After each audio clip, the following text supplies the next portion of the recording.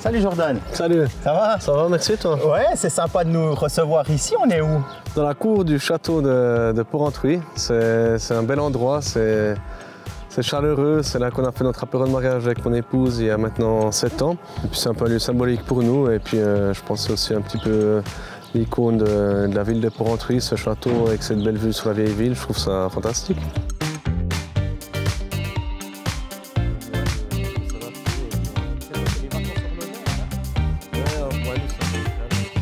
Oh Jordan, là on voit magnifique hein, la ville et puis la construction de la patinoire là-bas au fond. Pourquoi t'es jamais parti? Je pense que honnêtement, j'ai jamais été au bon endroit au bon moment. J'ai eu des opportunités, j'ai eu quelques chances qui n'ont pas toujours abouti. Après, j'ai appris à vivre avec et puis je regrette absolument rien du tout. Du coup, j'ai une famille ici, on a quand même fait un titre de champion de Ligue B, on a gagné cette coupe. Voilà, mais c'est vrai que le timing n'était jamais à la bonne place en fait.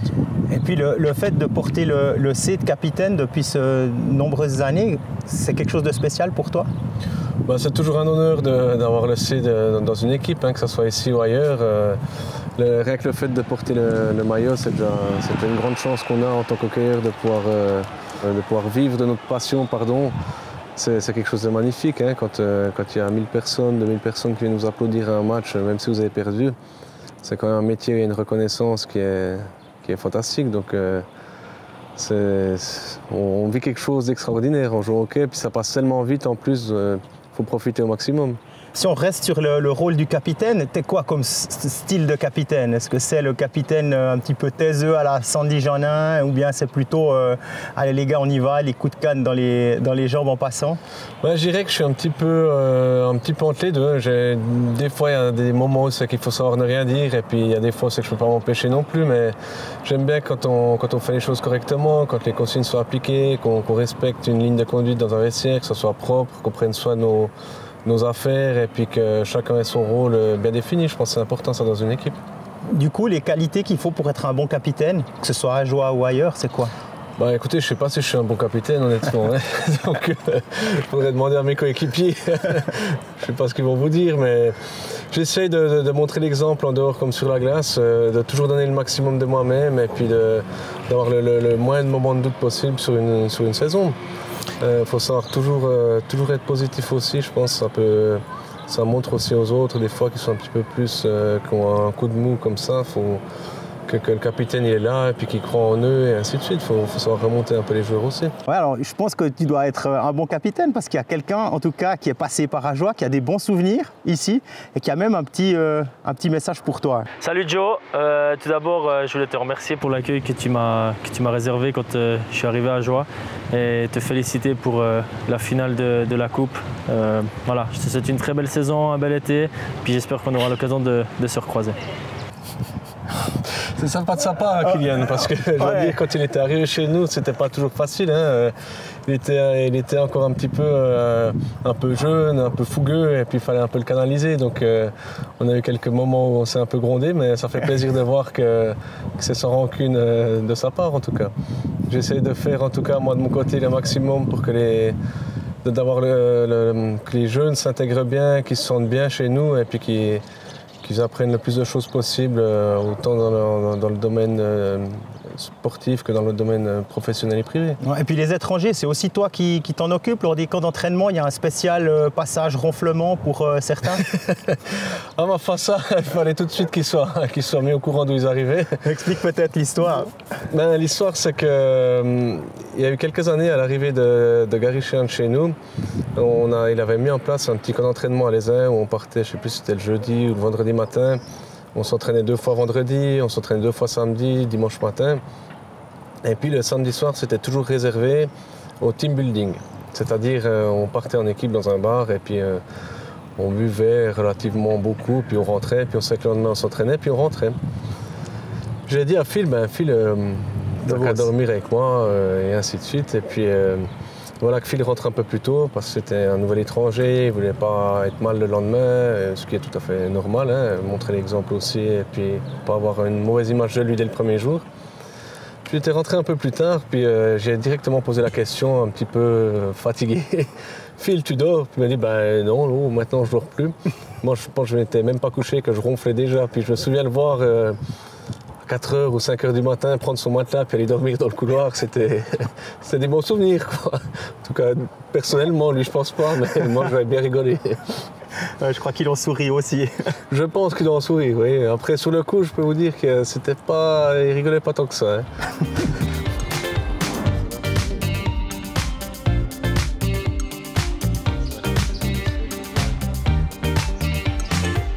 Cette finale, qu'est-ce qui reste comme image? Est-ce que c'est la patinoire pleine, une Roracienne spéciale? Qu'est-ce qui reste? C'était complètement poussant, on fait presque les frissons maintenant. D'arriver là, on a quand même été tendu, on gagnait 4-3, ça commençait gentiment de se resserrer, et puis on arrive à gagner ça, notre petite équipe d'un jour là, c'est...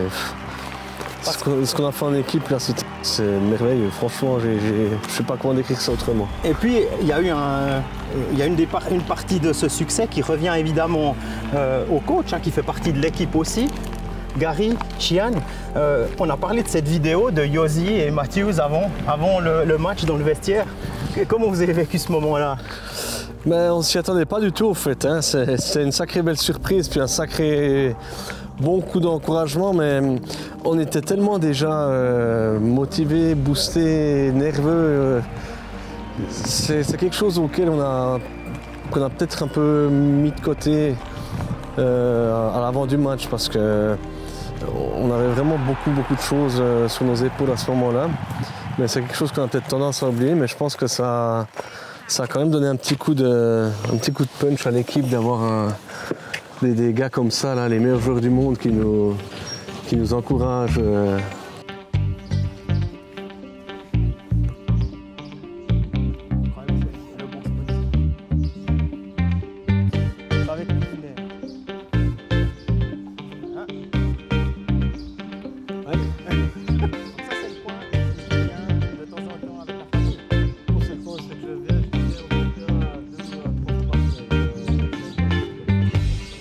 Jordan, souvent on entend que Ajoie, le HC Ajoie Porrentruy, dans le monde du hockey suisse, c'est un petit peu un village d'Astérix. Hein. On se dit, ah, c'est tout là-bas en haut. Est-ce que c'est une image qui te dérange?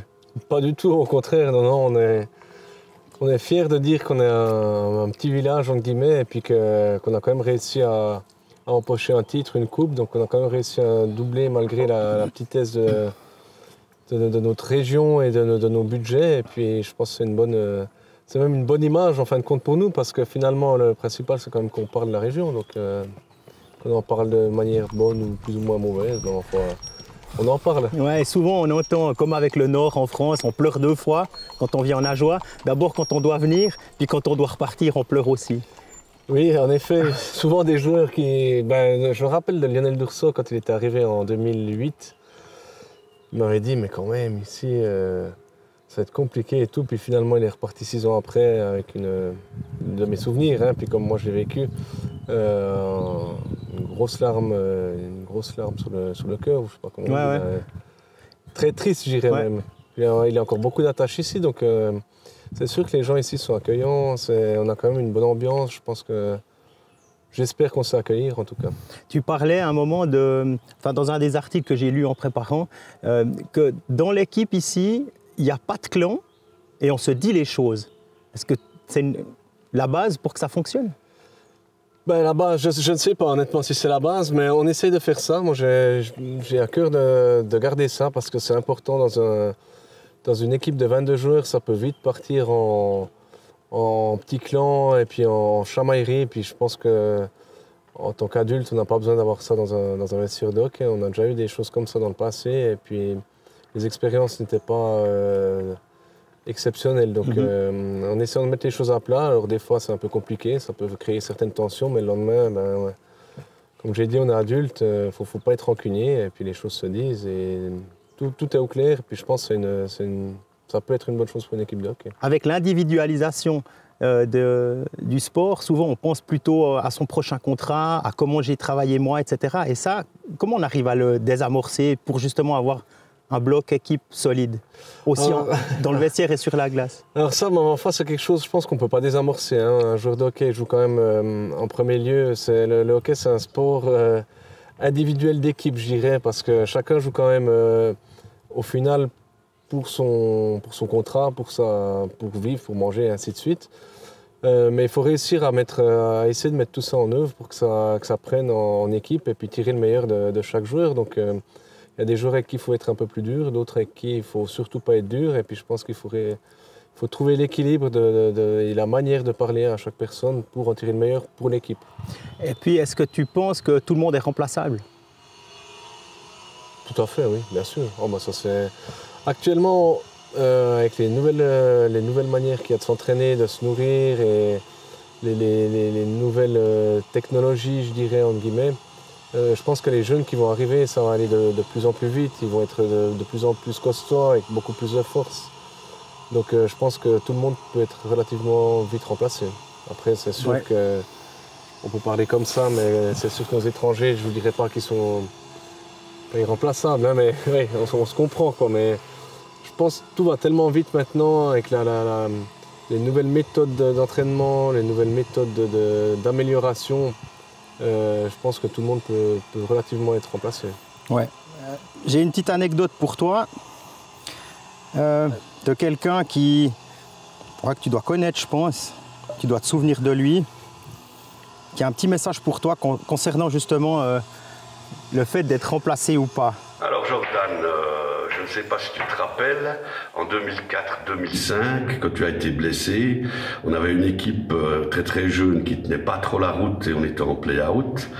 Je t'avais retrouvé dans le vestiaire parce que tu avais l'épaule complètement déchiquetée et tu pleurais en disant on va jamais s'en sortir avec cette équipe-là. Puis je t'ai dit, eh ben tu verras qu'un jour on sera champion suisse. Et qu'est-ce qui est arrivé 11 ans après? Tiens, je ne me souvenais pas de celle-ci. Ouais. Alors, je me souviens de ce moment-là. Hein, c'était ça part un truc contre Holton, si j'ai bonne mémoire. J'avais reçu un autre choc à l'épaule, au fait. C'était au moins le 5 ou 6e et j'ai l'épaule qui se déboîtait toujours. Et puis, pour finir, il fallait que je me fasse opérer. Puis, on avait une équipe qui sortait d'une saison compliquée.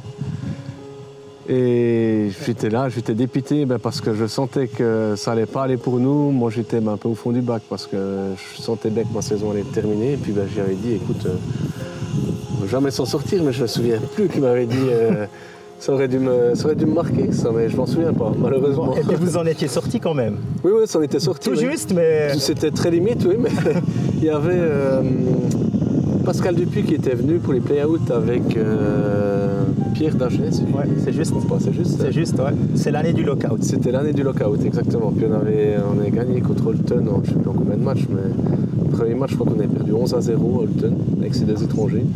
Puis par la suite, on a réussi à finalement s'en sortir. Mais c'est vrai que c'était un moment compliqué pour l'HCA et pour moi personnellement aussi. On va quand même dire qui c'est, le monsieur. Hein, sur la vidéo, c'est ton papa, Patrick, toi, qui est président depuis 1999 du HCA. Est-ce que ça, c'est difficile ou c'est plus facile ou ça change rien ou il y a des règles spéciales? Il y a toujours eu des moments difficiles par rapport à ça. Hein, et puis souvent pour me chambrer maintenant, on me le rappelle encore relativement facilement. Il ne faut pas croire que tout s'oublie si vite. Mais il y a eu des moments plus compliqués que d'autres. Je dois dire, maintenant, je pense que j'ai quand même prouvé par ma méthode de travail et puis par la présence et ce que je peux amener au club depuis quelques années.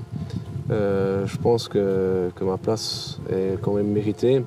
Et puis ça, maintenant, ça commence enfin un peu à passer. Mais bon, c'est dommage, j'arrive relativement vite sur la fin de ma carrière. Donc, voilà, mais c'est vrai qu'au début, c'était pas toujours facile. Après, ce qui ne tue pas rend plus fort. Et puis, c'est juste.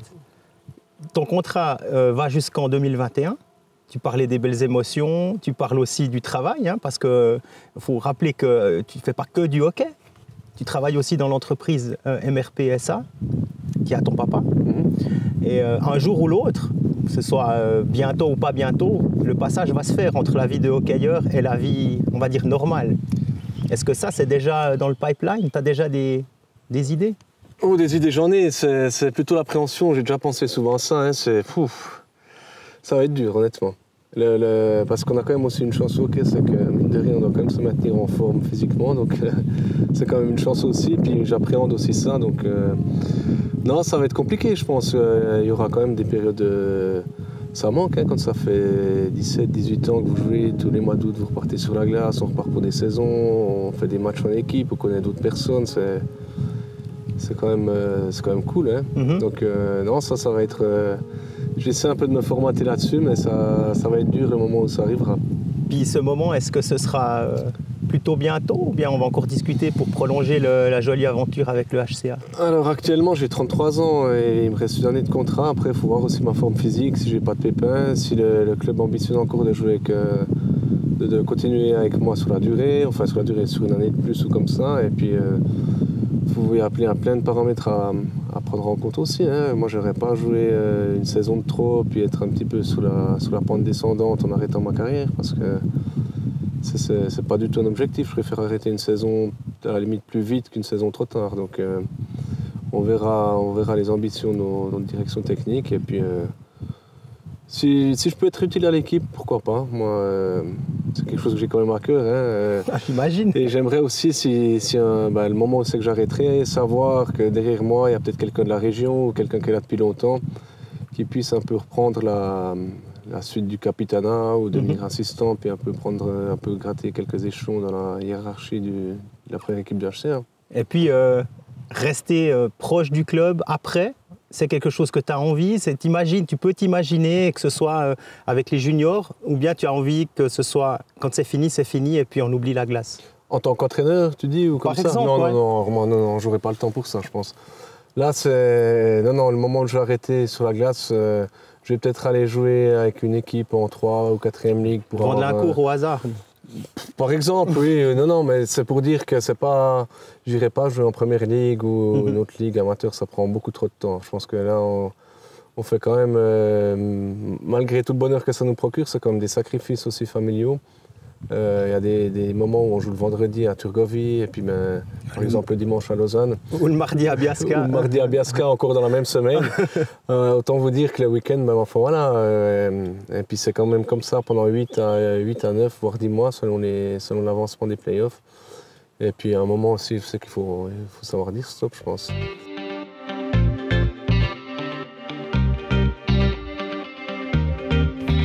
Bon Jordan, on arrive gentiment au bout de ce reportage. Merci pour ton temps. Merci de nous avoir fait découvrir quelques coins de cette Ajoie que tu aimes tant.